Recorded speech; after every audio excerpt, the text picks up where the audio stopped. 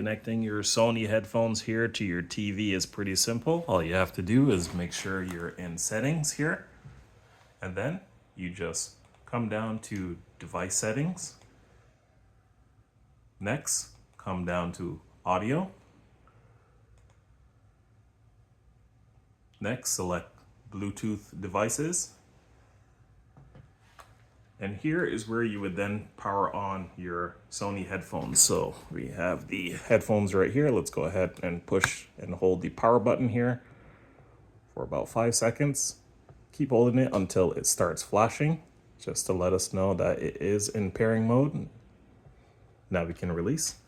And just like that, we have found the Sony headphones. Let's go ahead and click on it here on the remote. Just hit OK. Now we just wait, and now we are all connected to the TV. And that is how you do it.